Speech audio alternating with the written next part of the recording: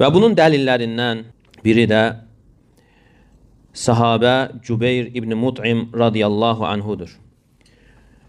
Allahı təzim edən ayələri eşitdiyi zaman, o ayələr ki, orada Allah Teala'nın xaliq, ruzi verən, bütün yaratdıqlarını idarə edən olması keçir. Və bu onu imana və İslam'a yönəldir.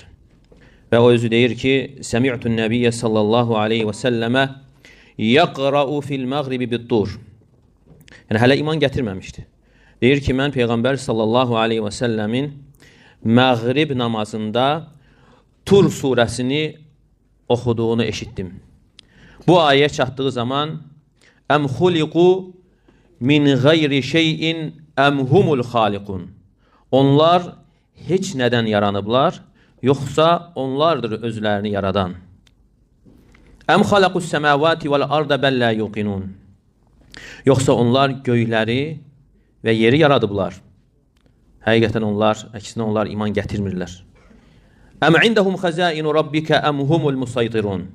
Yoxsa Rəbbinin xəzinələri onların yanındadır, yoxsa onlardır hakimlər. Və deyir ki, bu ayələri eşitdiyim zaman, yəni az qala qəlbim qopsu. Yəni qəlbim yerindən qopsun. Başqa rivayətdə gəlir ki, وَذَٰلِكَ أَوَّلُ مَا وَقَرَ الْإِيمَانُ فِي قَلْبِ.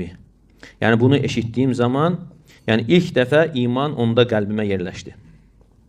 Və buna görə də insanın nəfsi onu günaha sövq etdiyi zaman, günahla danışdırdığı zaman, gərək insan qəlbində bu məşhədi, yəni Allahı təzim etməyi, Allahı ucaltmağı canlandırmalı və bilməlidir ki, Allah Teala onun hərəkətlərini görür, onun danışıqlarını eşidir. Əgər insan bu məşhədi, bu mənzərəni, bu halı hiss edərsə, günahlardan çəkinər. Bişr ibn Haris deyir ki, لَوْ تَفَكَّرَ النَّاسُ فِي عَظَمَةِ اللّٰهِ تَعَالَ لَمَا عَصَوْهُ. Əgər insanlar Allahın əzəməti haqqında düşünsəydilər, təfəkkür etsəydilər, ona asi olmazdılar.